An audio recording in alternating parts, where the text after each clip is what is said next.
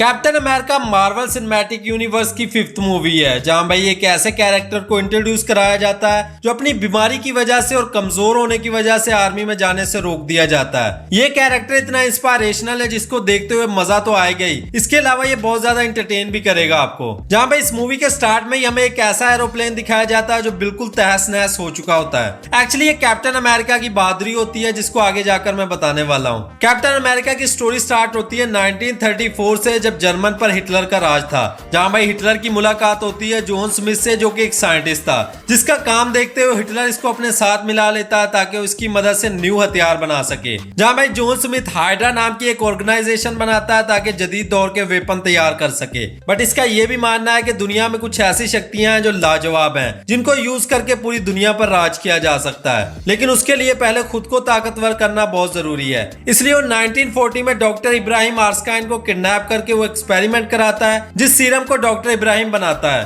But चूंकि वो serum उस वक्त पूरी तरह तैयार नहीं होता तो इसलिए उसका साइड इफेक्ट भी होता है, जिसकी वजह से उसकी शक्ल बिगड़ जाती है और उसके बाद उसको नाम मिलता है रेड स्कल का। और ताकतवर होने के बाद वो हिटलर को साइड पर करते हैं और उस शक्ति को हासिल करने के बाद वो एक्सपेरिमेंट करता है। वहीं दूसरी तरफ न्यूयॉर्क शहर में स्टीव रोजर्स नाम का एक लड़का मिलिट्री में भर्ती होना चाहता है, बट वो कमजोर और उसका कद छोटा होने की वजह से उसको चांस नहीं मिलता। बट उसका दोस्त ऑलरेडी मिलिट्री में होता है जिससे बातें करते हुए डॉक्टर अब्राहम उनकी बातें सुन लेता है और उसे ऐसे ही बंदे की तलाश होती है जो सच्चा इंसान हो, जो स्टीव रोजर्स को आर्मी में आने और उसके सारे टेस्ट क्लियर करने के बाद वो एक्सपेरिमेंट करता है जो पहले उसने जॉन स्मिथ पर किया था, जिसके बाद स्टीव की हर एक चीज क्लियर हो जाती है, उसका कद लंबा हो जाता है और उसके अंदर वो सुपर पावर आ जाती है। लेकिन वही मौजूद जॉन स्मिथ का एक बंदा होता है जो डॉक्टर अब्राहम को मारने के बाद सीरम की आखिरी बोतल वहां से लेकर निकल जाता है। लेकिन स्टीव के पास अब वो ताकत होती है जिसकी वजह से वो उसको पकड़ लेता है, जो कुछ भी बताने की वजह से जहर खा लेता है और वहीं मर जाता है। अब चूंकि स्टीव के पास डॉक्टर अब्राहम के एक्सपेरिमेंट से वो पावर आ जाती है जिसकी वजह से वो किसी भी आर्मी के साथ मिलकर लड़ सकता है, लेकिन ये काफी नहीं होता